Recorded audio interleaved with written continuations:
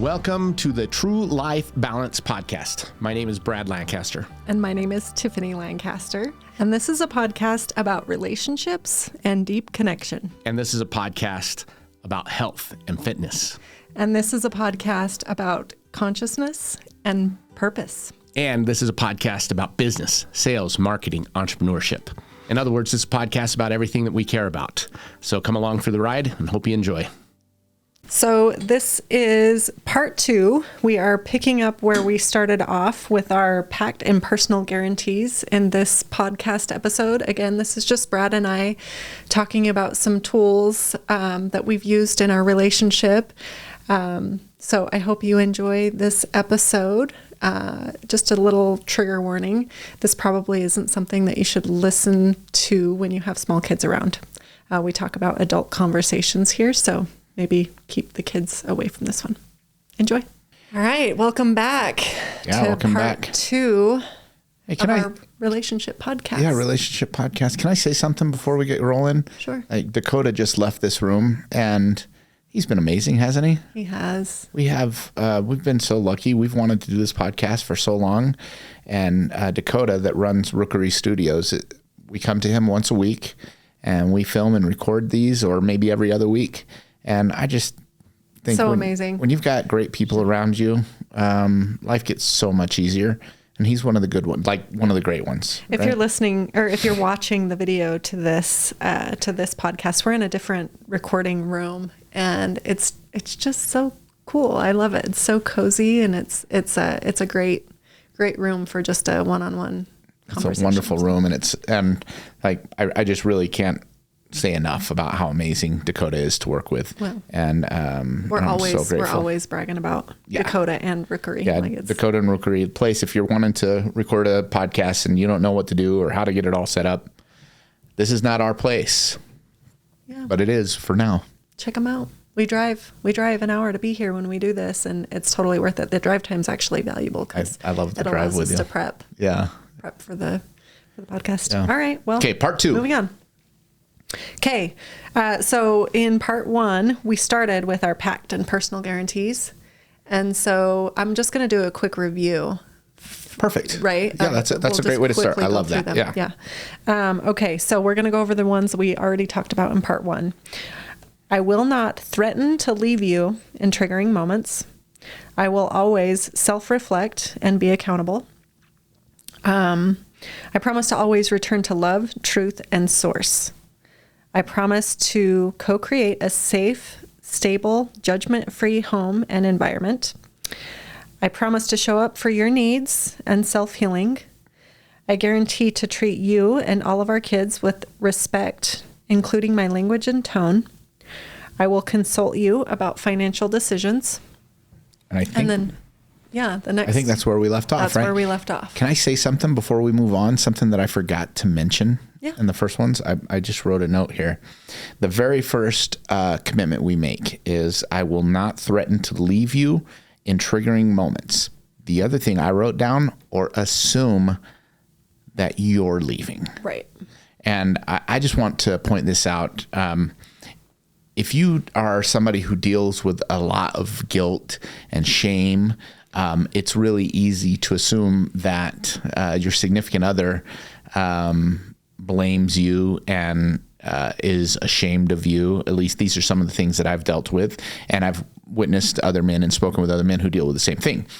And so when you're doing your work, and the work is removing those obstacles that keep you from experiencing the most joy, peace, and freedom, it's going to be hard, and you're going to cry, and it's going to require a lot of vulnerability. And then when you trigger your partner, as we do, just because they're triggered doesn't mean that they're going to leave you.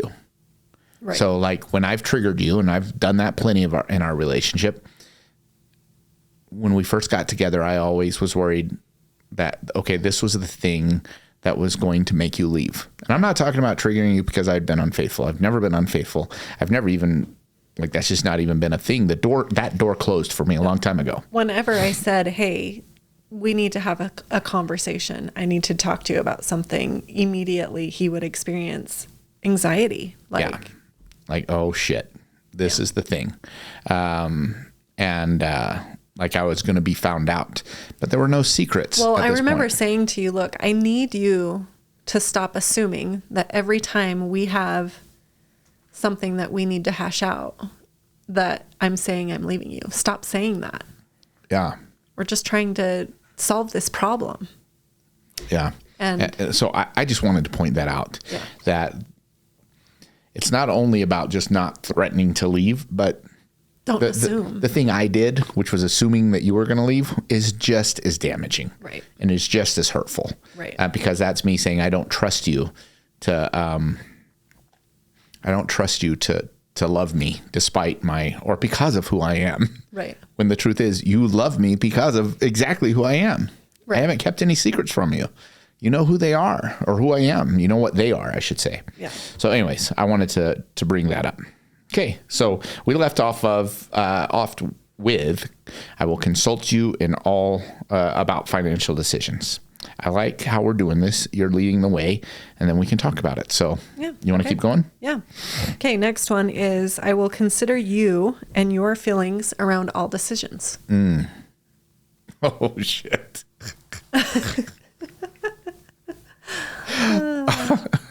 It's so interesting when I hear it in your voice, because, when you read something, you hear it in your voice. Right. And when I hear it in your voice, holy cow, it is. Well, what does it bring up for you? What it brings up for me is, like when we say all decisions, we mean all decisions, all conversations, all interactions. I watched yesterday as somebody came at you about me, pretty critical. Critical about some of the things I had said, some of the things I had done, and in your opinion, an unfair judgment of me, right? And I watched how you immediately, you became my protector. You were protecting me energetically. You were protecting my heart, and I wasn't even there. Well, I was standing in integrity for you and your integrity. I was defending your intention. Yeah. Because I knew what that intention was. Yeah. And so, when that happened, first of all, I was like, my initial reaction was, how dare they assume the worst of me? Whatever. And then I was like, okay, that's silly. I mean, people are people, and they're going to make the judgments that they're going to make. And really, I've come to a conclusion a long time ago, what somebody thinks of me is none of my business. Right. And then I immediately thought, Tiff had my back. That decision that you made right then to have my back was right to this.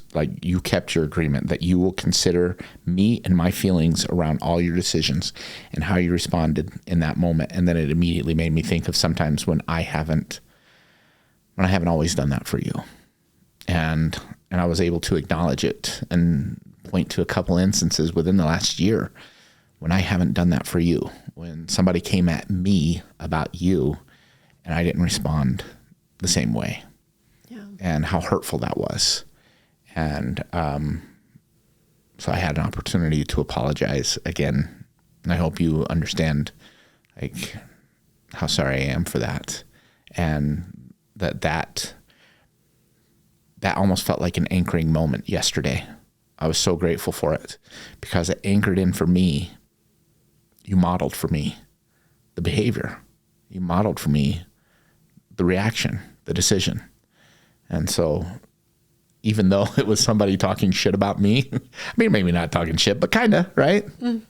Yeah. I mean, given her perspective and not happy with me, maybe not talking shit, just upset with me. And so I could have made it about me. And I realized this was a beautiful thing that happened for me because I got to see this is what truly a healthy relationship looks like. We consider each other in every decision we're making. Yeah. So thank you. Yeah. Thank you. I do feel like you're good at that for the most part. And Yeah, you I think I have, am. you know, I think you're an inherent like people pleaser, but you're working on that. You're Right. doing the work, you Right. know?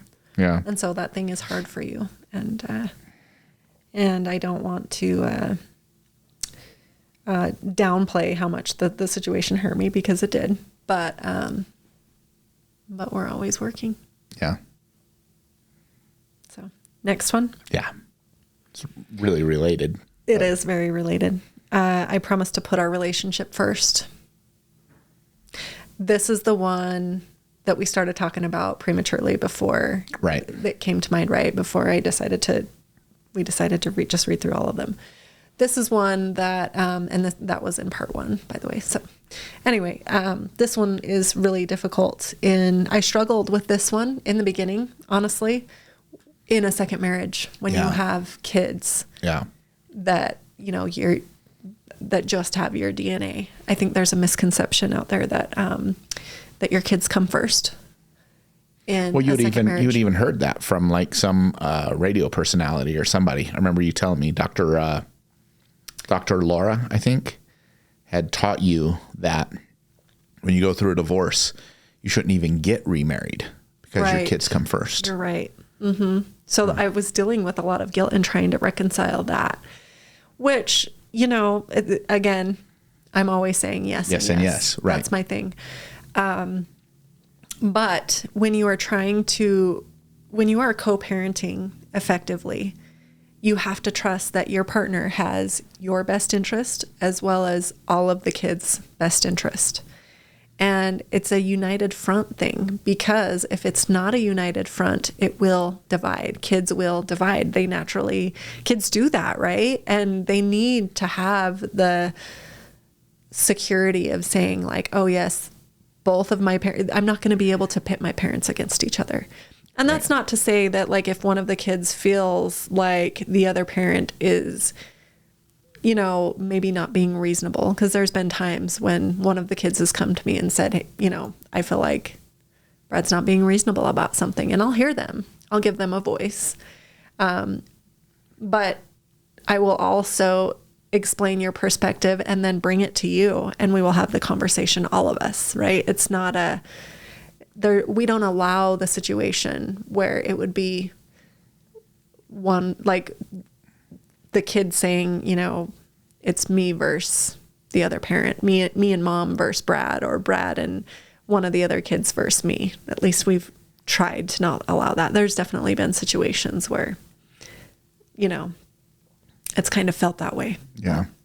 And in parenting, putting your relationship first is, we've had that modeled for us. My mom and dad modeled that for us. Yeah. We talked about them in the first episode 1, but they model this. They put their relationship above their kids, and they don't make any, like, they're not apologetic about it. No. Here's a couple other areas that I think, like, you put it above work. Your relationship is more important than work. And Tiff and I work together.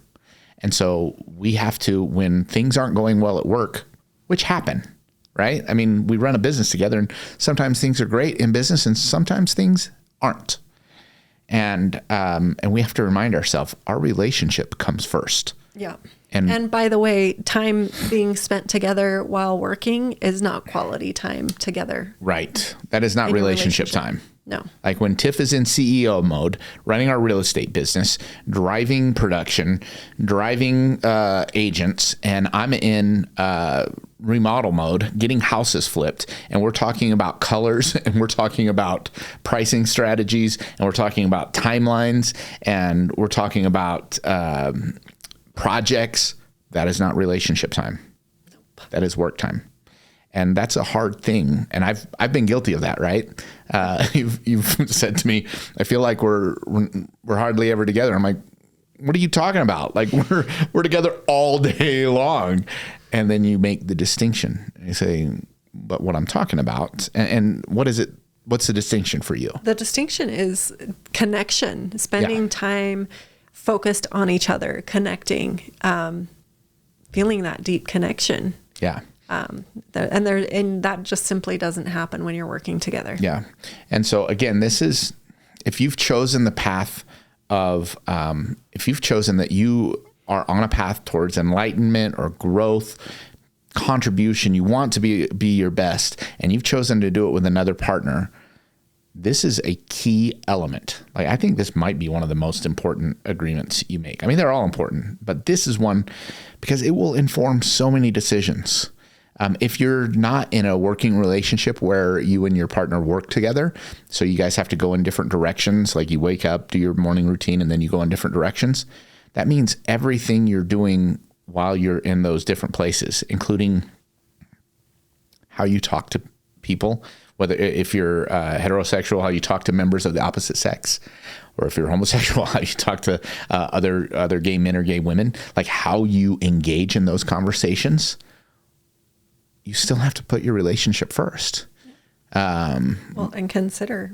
Yeah, and consider, because faithfulness and fidelity is not just a matter of sex, right? No. It's an emotional connection. And I know, that's not news to anybody, but be real about that. If you're engaging in this type of relationship, if you really are going for growth as a couple together, be honest about that. Is your relationship really, like, do you prioritize it? And do you put it first? So. Yeah, that's a big one. Yeah, we could talk about that one. Again, just that one itself for a long time, but I would say we have been pretty good with that one. The biggest area that I've struggled with that is, so I have to put our relationship before our kids, like that. Right. That's been a hard one to reconcile, Yep. but I've come to understand how that actually benefits the kids. Yeah. How that united front is actually the best thing for the kids. Something else that just came to me, because we've referenced my mom and dad, and they are such a great example. My dad plays golf like crazy. Mm-hmm. My dad loves to play golf. And for since you and I have been in a relationship, I don't play much golf. For a while, I had a Sunday morning golf group that I played with, but that went away, and I don't really play much golf. And one of the reasons is because of the time factor for golf. But what's your feeling like where I know how we work around it and we deal with it, but like where pastimes, hobbies, things like that are concerned, couples that, they have their own interests. Is that okay? Absolutely. What's your thoughts on that? Like for couples that, because, there are a lot of golf addicts and exercise addicts and people that just have something that's just like a driving force for them. Well, I think people are going to have their own hobbies. And for the longest time, I, did yoga, and you weren't all that into yoga, and it was kind of my thing. And you play music and you do golf, and we do have different hobbies, and we have supported each other with those hobbies. And I don't think that necessarily, I think you support your partner. You're their biggest fan. You know, in what it is, and you support those hobbies. Like you still are definitely individuals, right? And you've chosen to love this other individual and the whole package, their hobbies and everything, and you build them up. Right. That's part of it. My mom and dad, again, to their model is my dad plays golf and my mom loves to read and do all kinds of grandmother things, and so. The model that we try to follow is, look, I'm going to support you in the thing that you love because I know you're going to support me in the thing that I love to do. And there's that trust. And that still comes down to putting our relationship first. And again, the yes and yes, right? Yeah. Like, I think that there is something really powerful when you are united in like a common goal, right? Yeah. Like that's what I'm so excited for you to walk this yogic path and do the yoga teacher training, because I've been definitely craving this united front on walking this path together with you. Like, I think that that's a really powerful thing, but that's not to say, we still have other pastimes that are different and that are uniquely us, Yeah, for sure. And things that we enjoy doing together. Yeah. And this, I just have to say this, I don't know, it's been eating at me since I said the thing on it's not even on this episode, it was the previous episode, but I said that all Brad had to say to me was like, you sound like your mom. I'm just feeling like I need to say I love my mom. But she, and she, for all of her shortcomings, like she has an amazing heart. And so I don't want her to like listen to this and feel bad that I said, but she was a yeller growing up. She was a yeller. Yeah. And, I always told myself, I'm not going to do that to my kids, but we typically always end up doing the thing that we say, we becoming the thing we never want to become, if we're not conscious about that. Yeah, that which you resist persists. Right. That idea. Yeah. Right. So I just wanted to throw that out there. Okay. Yeah. Next thing, where are we at? Okay, I promise to listen, to contemplate your perspective, and value your input. I love that one. A lot of times when we're in arguments, if we're not conscious about it, you tend to shut off listening and start thinking about your next response. Yeah. How am I going to just defend? Well, what's my next defense? What am I? Right. And you stop even trying to understand what the other person, where they're coming from, what their perspectives are. That's where active listening and the technique of active listening really comes in. And that's a really simple strategy of, as your partner explains what they're feeling, and you always start off with, when we're doing this right, you start off with an I feel statement, or I've been feeling.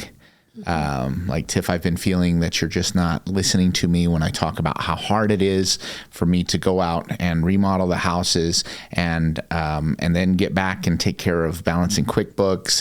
And I feel like you're adding more and more to me. If you come right back at me with, well, I don't know about all that. Do you even know what I'm going through? We immediately, and by the way, we've both done that. And I'm saying this like, it should actually be the other way around, because normally it's Tiff telling me something that she feels, and then I come back with well, I don't know about that, because do you know what I'm dealing with? Well, no, there's definitely times while I'm like, well, I'm handling all the transaction coordinating stuff, and I'm doing all the listings and blah, blah, blah, like. Yeah. And I'm like, do you know I have to go pick up materials right now, and I got to get appliances, and we got payroll that's due in 2 days, and we don't have enough fucking money to pay it. Yeah, we're just more worried about our perspective and defending our position instead of hearing the other person. And that's where the gold typically is, when we can come to a mutual understanding and understand that, like, the other person, first of all, is dealing with all these shadows, right? Yeah. That they're not good enough, that they're being judged, that they're feeling guilt, or that, for me, it's for sure, like, I'm feeling not stable right now. I'm feeling not supported, and not that those things are necessarily true. Typically they're not. Typically the pre-wired, way that our brain fires off is not necessarily the truth. It's the lenses that we're looking through. Yeah. We dive into those stories. Right. And the majority of those stories aren't true. Right.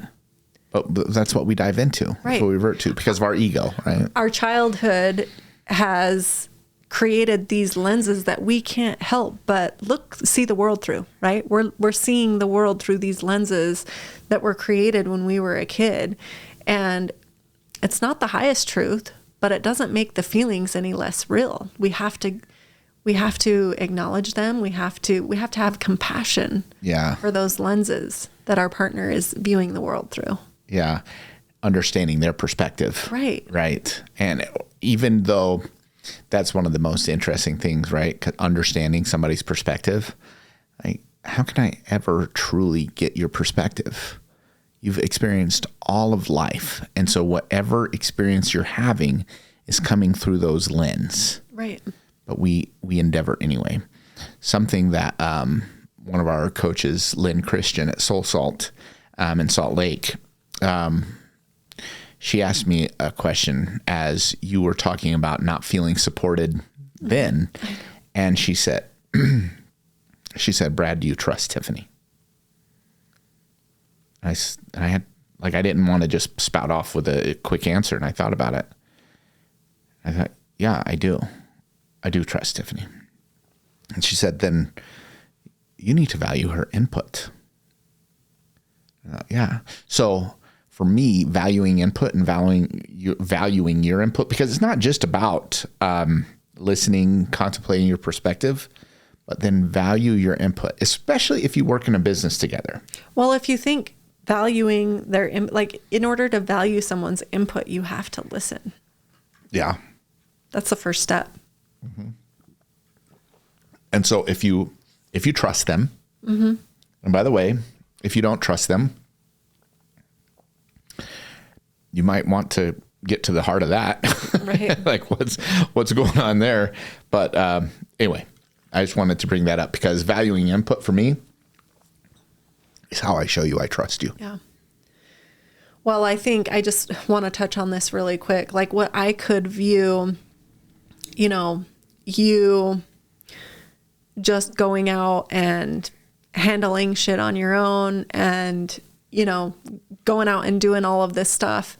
I could see that as you being selfish and not valuing my input or not caring about my needs or whatever. You're just stomping all over me, going and getting what you need to get done. The lenses you're looking through are, I'm just trying to handle stuff. I'm trying to take care of you. Right. Yeah. And so many times, without having the other's perspective, we're assuming that there's malice. I'm going to show how this showed up in a good way for us. Like sometimes I feel like I spend too much time by saying, this is how I fucked this up, so don't do it this way. I'm going to show how it worked. We remodel houses and I'm in charge of the house remodels. That's my part of the business. And just recently we were remodeling a multi-level in West Valley, and multi-levels have multi-levels. And the way it drops down and then there's another level below. So there's the ground level. You enter on the level, then you drop down to the ground level, then you go to a basement level. And I was trying to figure out a design because half of the ground level isn't finished. And then the other basement portion is unfinished completely. I was trying to figure out how to do all of that. And I was asking the crew and I was trying to go through it on our little magic plan thing, the way we plan out our remodels. And finally I called you. I FaceTimed you. I said, I need your help. I can't figure out this design. And I walked you through it. And as I was talking to you, it came to me. I said, oh, I don't need to do this basement at all. I just need to finish this ground level portion. And no, I actually told you. Oh, did you tell me? Why do you need to finish that basement? Oh yeah, that's how it happened. Why are we going to put all the money? It's not adding a bedroom. It's not adding a bathroom. It's just going to be a living space area that's going to be really expensive for us to remodel, to finish that. And doesn't bring much more value. It's not going to bring much more value in price, and it's not going to bring much more value to the end buyer. Right. Like they may not even want want spend $15,000. We'd spend $15,000 to finish it. And it would just be like a living room in the basement. And basically we'd probably sell the house for $15,000 more. Maybe. Wasted time. Yes. Even if it is $15,000 for $15,000, we don't make any more money because it costs money, costs all that stuff. And for so long, while we've been engaged in this remodel business, I wouldn't take time to do that. As I'm making remodeling decisions, I would just make a decision and go. And sometimes I wouldn't even ask for your input. And my motivation was certainly, I want to just get this done and get it moving on. I don't want to bother Tiff with this. And then something like that, when I would walk through and I would see something like that. Why did you spend all this money? Or why didn't you spend the money? Yeah. I would see it when it was too late. Yeah. And then, yeah. That's so frustrating. So that's another area, especially for couples that work together. Like there are big decisions, and that's not even a huge decision, but it was like a 5-minute conversation.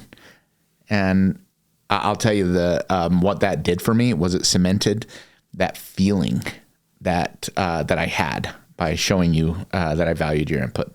Not a huge deal, but I was really grateful for it because it saved us a lot of money. And when we do that, it doesn't have to be, it's not like it causes these big fights when that doesn't happen, but we always survive them. It works in our benefit. Yeah. When we do that, when we play off of each other's strengths and get the input from each other, it always works out for us. Yeah. I don't know if that story made a lot of sense to all you guys listening, but it was a big deal for us. And it was basically me stopping. And by the way, that moving energy, sometimes we call it masculine energy that just wants to drive forward, sometimes needs to take time and allow the feminine, allow that meandering mind to look at the whole picture. And it's one of the things that you bring to the picture for us is the ability to look at the big picture. Yeah. So, well, I think it's important for all of us, masculine or feminine, because I just want to point out whether you are male or female, you have both, right? Masculine and feminine. Yeah. And it's always important to give yourself space to be an observer, take that 30,000 foot view. Right. Okay, moving on. Probably long enough there. Yeah. I promise to support you and keep no secrets. Well, that's funny. Yeah. That's not funny. But I first wrote, I promise to tell you first and keep no secrets. And then we wrote it, I promise to support you and keep no secrets. Promise to support you and keep no secrets. I think we've probably gone over that one quite a bit already, right? Yeah. Is there anything else you want to say about that one? Well, I think the damage that comes from keeping secrets, and we're not even talking about, I just want to talk really quickly about the damage that comes from keeping secrets. Yeah, I guess this is a big one for you. Yeah. I shouldn't just brush it over. Yeah. That's so funny. Well, I mean, I was just thinking we've talked so much about truth, but secrets is different, I guess. Yeah, it is, because, and this is where I wanted to go. There is telling what happened. That's telling the truth. Like, this is what happened. This was my perspective. And then there's that piece of information that was never asked for. Yeah. That, without you offering it, your partner, the other party, never knows about it. Right. And you think you can keep it to yourself, because if you shine the light on it, you're possibly guilty of, like, you might be guilty of something. You might be worthy of shame. You might be worthy of judgment, and you may no longer be worthy of love. And it might be, for me, it was not telling you that, that I had not made my restitution payment, because I don't think we've talked about that on our podcast. We talked about it on another podcast, but I don't think we've talked about it here. Yeah. Have we? No, I don't think we have.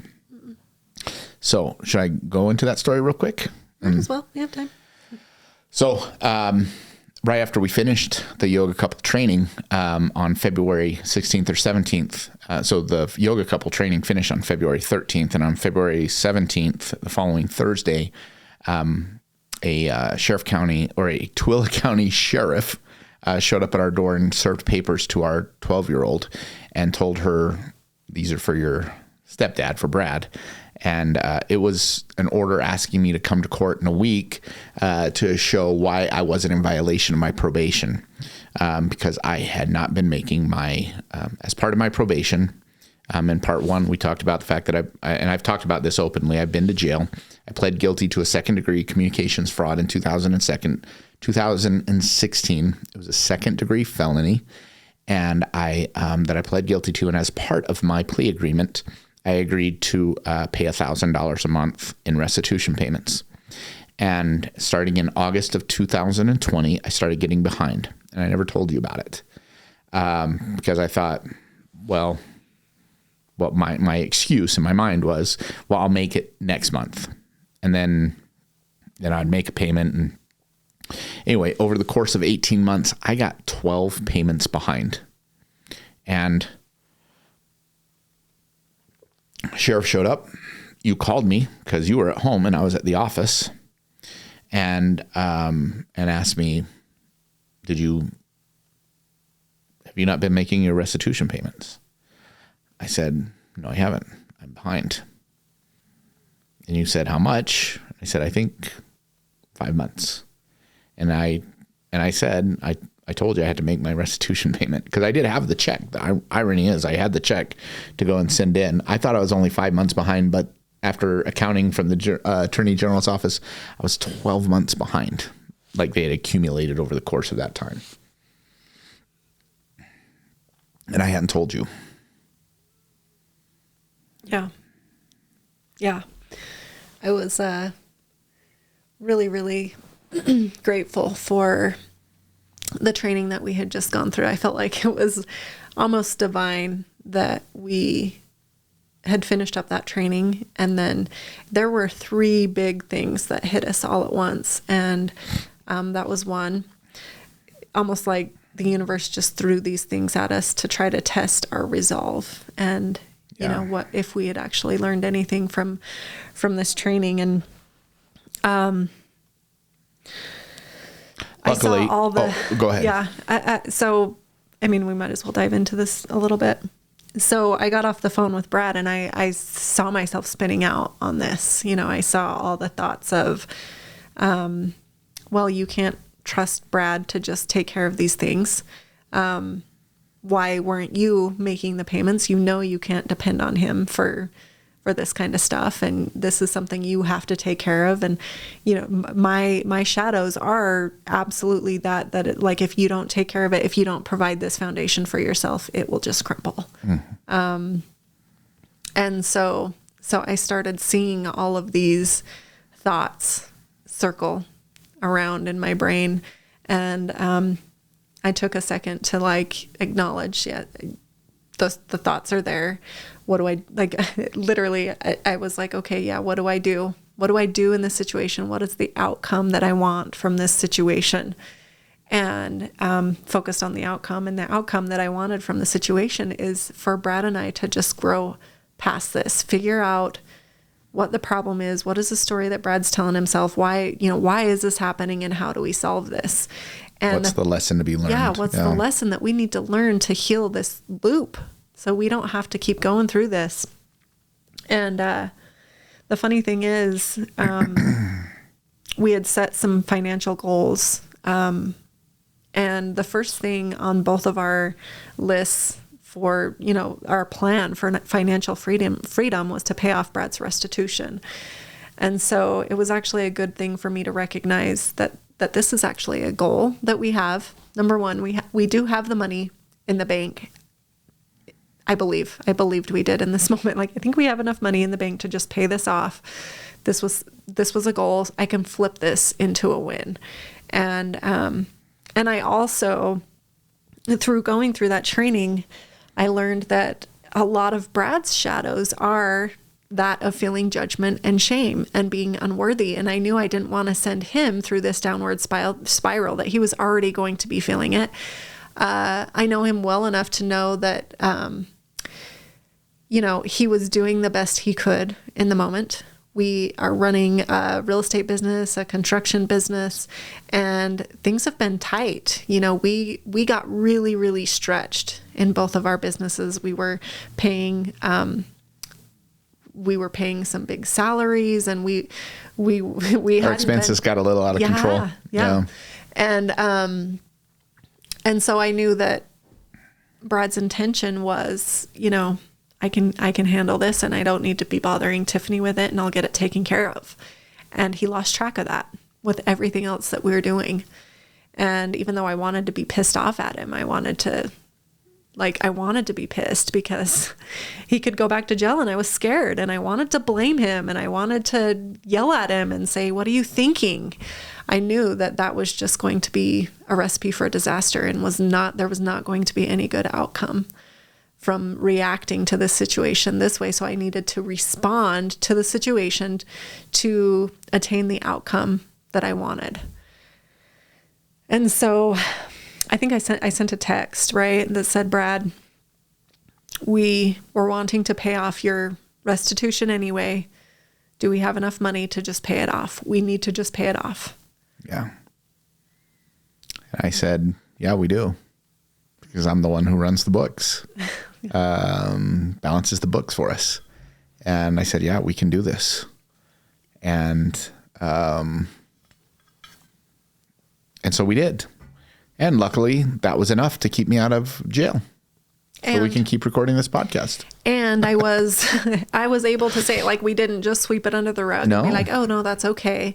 I told him that makes me feel like I have to be the one in charge handling business because it makes me feel insecure. Like you're not going to take care of us and you're not going to support us. And I have to be the one doing that. And so what is the solution so that we do not experience this again? How do we heal this? And what did you say, Brad? I'm not sure. What did I say?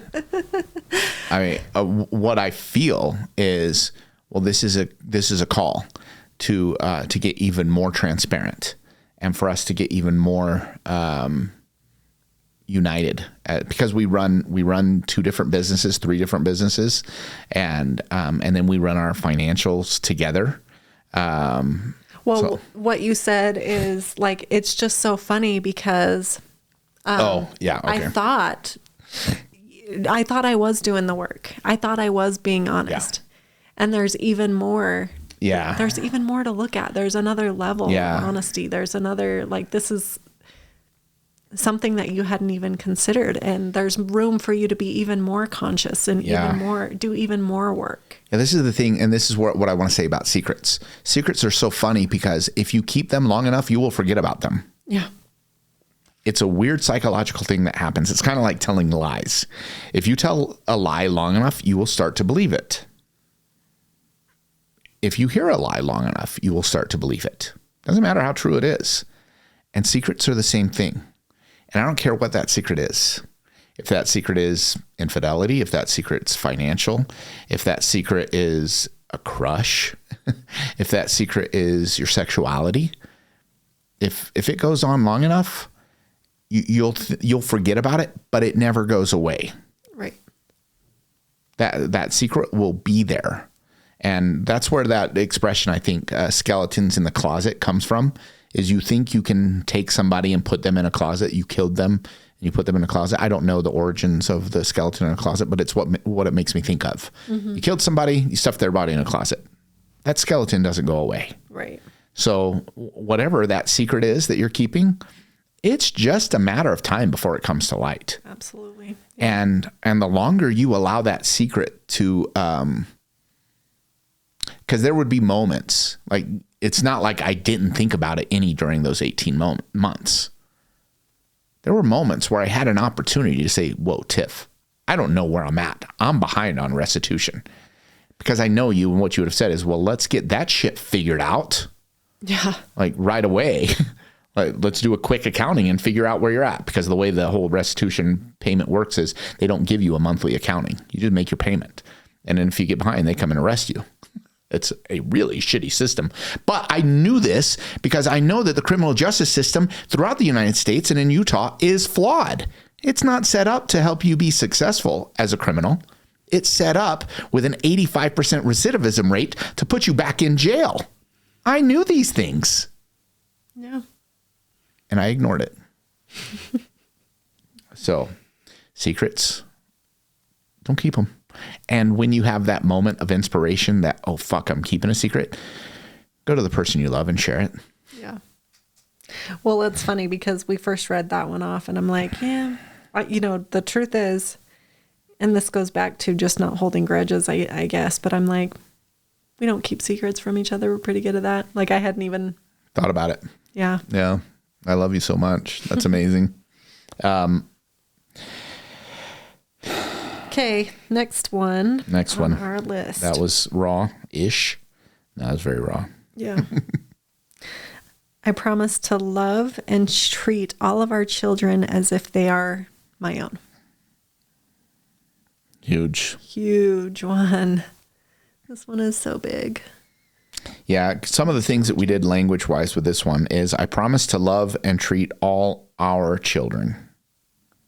So we talked about this in the first episode, I believe, where we talked about that we don't make, or was it in this one, where we don't make the distinction about, your kids and my kids. That was in the first one, but Yeah. it was I guarantee to treat you and Yeah. all our kids with respect. So we touched on it then, but Yeah. But this thing where I promised to love and treat all our children as if they are my own. Mm-hmm. It's a mindset thing. yes. And the way we look at our kids. So that like when we're talking about financial decisions, how we're helping them get cars, how we're helping them pay for insurance, how we're helping them get into rentals, buy a house. We don't say how we talk, just even how we talk about it. Right. I mean, it's a difficult thing because all of our kids are different individuals, right? Right. So it's not like we treat all of our kids the same. you can't. No. And there's different circumstances. Like, some of the kids still live with us. Some of them we, don't get to see all that often anymore. They're out on their own and living in different cities and planning, but the way that we talk about them, the way, like, they are all our kids. Yeah. So whether it's planning parties, planning get-togethers, gift giving, helping strategize, solving issues, loving. And then the biggest thing is really like what you said, how we talk about them, how we think about them. And I think it's so easy to say. And I've seen different influencers that have gotten into second marriages say, well, you just treat them all like your own. It's really easy to say. And the one thing I'll say is, like, this has been your gift to our relationship. And I've been inspired by it so many times because I watched how you, like, and I don't know how you figured it out so quick, but like, all of our kids were just like, for Christmas, for birthdays, for everything, like, everybody was considered equally or equitably. That's the word we learned early on. Not equally, but equitably. Like, Right. and I still honestly feel like I have work to do. I appreciate you saying that, but if I'm being completely honest,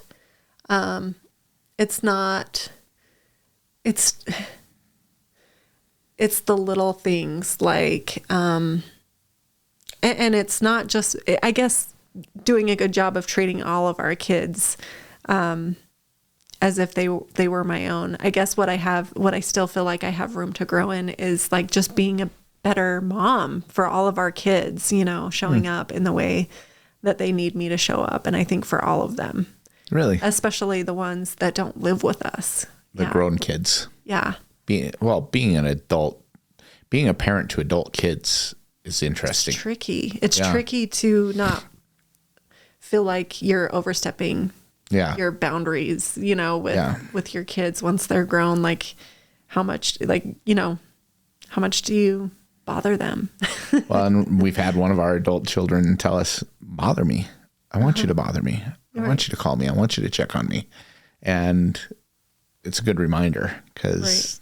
Right. Well, and the other tricky thing is, like, we have 8. Right. We have 8 and we still have little ones at home. And so the one thing about us is, like, family has always been something that we valued, and we want to show up for our kids. We want them to know that they have parents that love them and will be there for them and will do anything. That's always been a mutual, I think, value of ours, and it's not been easy with having so many kids, your attention, plus running businesses. But I think one thing that we've learned is it's not about the quantity of time. We learned that, I think, being divorced parents, right? Like having kids that didn't live in the same household. It wasn't about the amount of time that you spent with your kids, but it was about the quality. Yeah, for sure. And we figured out that where love languages matter. Yeah. Because love languages we think about in romantic relationships, but it also matters with everybody you love. Right. So your kids, they have their love languages, and just pay attention to the way they show up to love you, And that's what you need to give them back. We've got some that are cuddlers. We've got some that are talkers. We've got some that give gifts. We've got but all of it. I think the overwhelming thing for us has been making sure that we spend quality time with our kids. Yeah, quality time. They all want quality time. And I think one way that we've found to do that is we schedule vacations, and we have a tradition that we all spend a week together at Christmas, all under the same roof. It's been 3 years now that we've done this. Yeah. And it's been a beautiful thing. Is it 3 or 4? Anyway, it's been a beautiful tradition. Yeah, it's been an absolute game changer. And we've used Airbnbs for it, but you could use anything. And that's been a nice tradition. I'll be interested to see how long we can keep it going as our kids get spread out. We're gonna try to keep it going, huh? Like one of our dreams is to have 200 acres with several different structures, so that we can bring accommodations, 12 different houses or something, whether it's yurts or cottages or whatever, and have all of our kids and their kids. It'll keep growing. And just come spend time there because that is something that we value. Yeah. Our kids has been such a unifying thing for us, and something that we've loved. And sharing this idea of loving and treating all of our children as your own. I've heard so many parents that get together and the parents can't stand the other kids or the other parents' kids. Yeah. Any thoughts on that? In considering a relationship and a second marriage, that's one of the biggest things that you have to consider.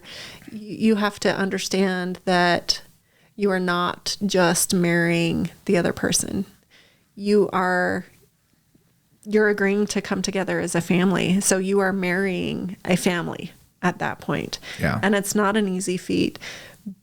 I almost called off our marriage.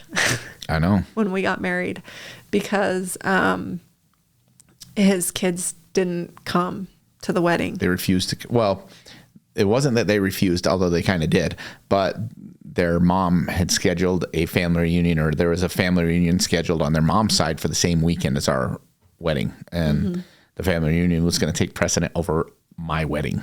Yeah. I don't know that they would have come anyway. Right. I didn't even remember that was the reason. It was just kind of this, we were really worried, and then we got confirmation that no, they're definitely, I think we gave as much notice as we possibly could in hopes that they would be there. I actually had this whole ceremony planned out because for me, it was a ceremony of uniting a family. Yeah. We were going to do the sand thing, right? Which we're going to do that for when we renew our vows, because that's what I wanted to do from the beginning and never got to do it. So now we're renewing our vows on our 10-year anniversary, and I can't believe that. That's going to be all of so our kids amazing. come together, and that's the big thing that I want to do. I had forgotten about that. Oh my gosh, I'm so excited for that. Yeah. We've got our 10-year anniversary coming up this July, and we're bringing all the kids together. Yeah. So that's going to be a special little ritual for us. We'll post pictures. Yeah, for sure. Maybe share some videos. Oh, so the sand thing, I guess we should talk about what that is. Yeah. So each one of the kids will have a different color sand, and we'll have one big glass container, and we'll take turns pouring our sand into the glass container. It's going to be beautiful. You better start figuring out who's going to have what color right now. You think so? Well, it'll be a fight. Somebody will have the same color that somebody else has. Okay, shall we talk about the last one? Yeah. Oh, do you have more? I had one that you didn't read. Oh, okay. Before we get to the last one, and it was, I promise to support you and be your biggest cheerleader in your life endeavors. That's my next one. That's the one I have. Oh, okay. Then go. Well, that's it. I have one more after that. Oh, okay. Okay, well, I kind of have. I do have two more. Sorry. Okay. I didn't put a bullet point by the last one. I think we came up with that at the very end. Yeah. Okay. And we talked a lot about this one in the first part, yeah, right? I think. But it's good to read it. Go ahead. Yeah. I promise to support you and be your biggest cheerleader in your life's endeavors. one of the ways you do this for me, I'm playing the guitar tonight, singing, and at a bar in Tooele, and I'm a musician, but I'm not a great musician. I like to sing. I like to do that. And every time, you're always so supportive of that. And it's something I love to do. I had this when I went through my divorce in 2009, I thought, well, one thing I want to do is play my guitar and perform. I've always been scared to do that. And you cheered me on in that so much. And even though I've taken a break from it for the last few years, when I told you I was going to do it again and was even feeling like I should go do it, because there's a part of me that feels like this is silly.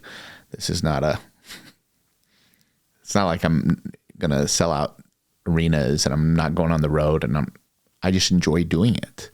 It's a gift. So you may not be great because you haven't put, all the hours, but I think you're really freaking good. It's one of those things that you can come back to it and like, it really doesn't seem like you've skipped a beat. I mean, and the only reason I say maybe you're not great is because I don't want to discount, the greatness. people that put in all of the. Yeah, there's greatness around there. I'm not great. It's okay. But you still blow me away, and lots of other people. Like, it's not like you pick up a guitar and, you're not a beginner, not even close. No, I'm not. You're really amazing. Thank you. You've been paid to play the guitar, and I guess I'm a professional guitarist, professional musician right here, folks. Well, and it's one of the things that I love so much about you. And I think I manifested you, when I wrote the list of my perfect man, which I did actually do. I did. Anyway, it included somebody who knew how to play the guitar. And it's one of the things that I just absolutely love watching you do. Thank you. I'm looking forward to it. How do I show up? Do I do a good job of that for you, being your, supporting you? Where did it go? I promise to support you and your biggest cheerleader in your life's endeavors. Absolutely. I always still feel a little like uncomfortable when you talk about what an amazing real estate agent I am, or even, you talk about how good I am at yoga. If there is a thing, I don't know, but, you do that. Yeah. Great. Yeah. I love watching you do yoga. And while it might not just be about physical poses, you do them so good. Again, not great. And it's not about the poses, but I just really right. It's not about the poses, but I love watching you do the poses. Okay. Why don't you say the last one? Okay. Last one. I promise to do everything I can to run a professional and integral business with you. Yeah. Because that's us. That's us. Yeah. Yeah. And the business is not worth running if it's not integral for me. Yeah. We've been challenged on this, not from people have challenged my integrity. I'm a convicted felon, so I'm an easy target for people to look at and say, oh, he must be a dishonest business person. And I haven't always been perfect. So it's easy for me to dive into that and say, yeah, you're right, I'm not. And that's that thing that which you resist persists. So if I try to act like, oh no, I'm perfect, well, then I'll keep making mistakes. One of the areas where we've been challenged is, as part of my plea agreement, I'm not allowed to be a fiduciary in real estate transactions, which means I can't represent other people, or I can't act in a position of trust. And that's an interesting thing in and of itself, right? But I run the remodel business, and there are parts of our business like raising capital and that I just don't get to participate in, especially not at the level that I would love to. You and I run our business, and but again, I feel like, just always asking the question, what is the gift in that, right? Right. Because while that has been challenging, because that's something that does come so easily to you, and having that taken away from you has forced you to grow in other ways. Right. And to like challenge yourself. Well, what else can you be great at? What can I be great at? This is taken away. So now what? And I think that I am really grateful for that it's pushed you in so many other ways to, it's just been another obstacle for us to overcome. And it's been amazing. Yeah. Yeah. And, the one thing that I think about when it comes to running an integral business, like when I think about you, I think about integrity. You have such a strong moral compass. Our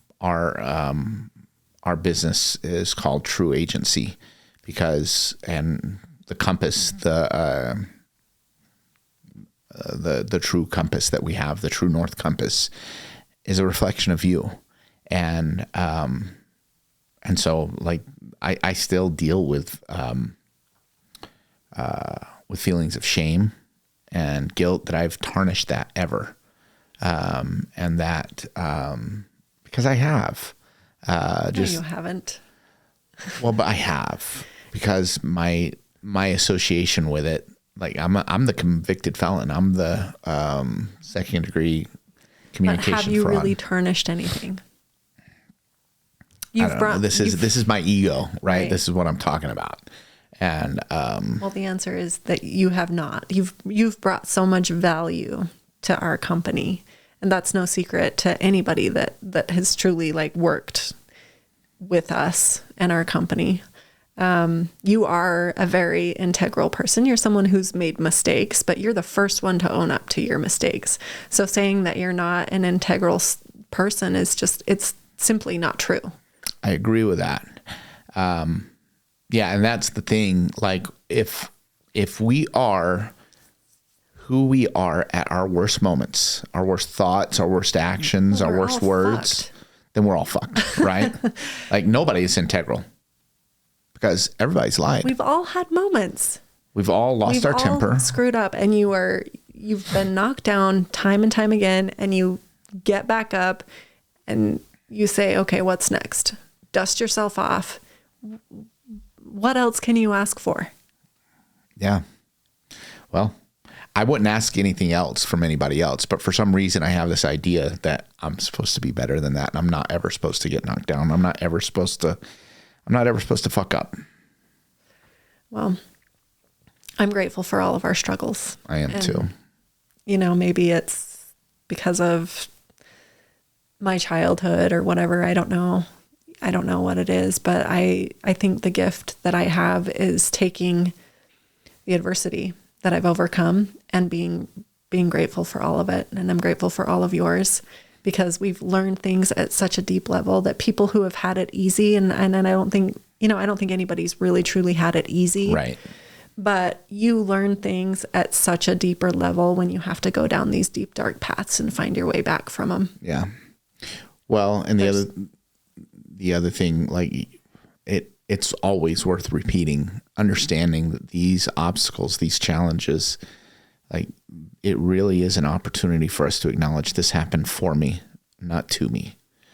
Where's my opportunity for growth? Where's my opportunity to learn more? Where can I figure out how to contribute more? Where can I figure out how to, as we talked about with our coach just this last week, how to rewrite this story?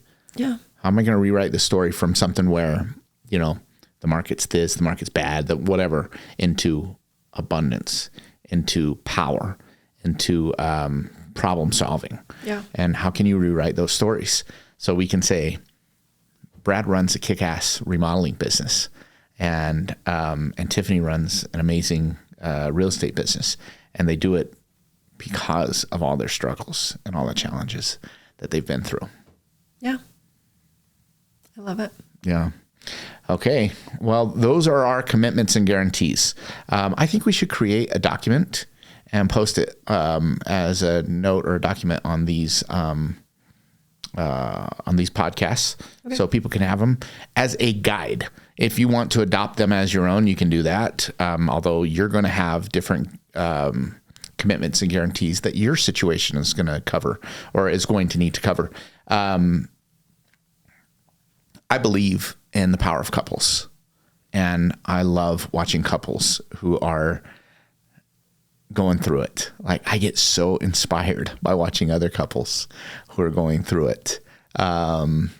Is there anything, like any last words that you want to share, sweetheart, for the other couples that are going out?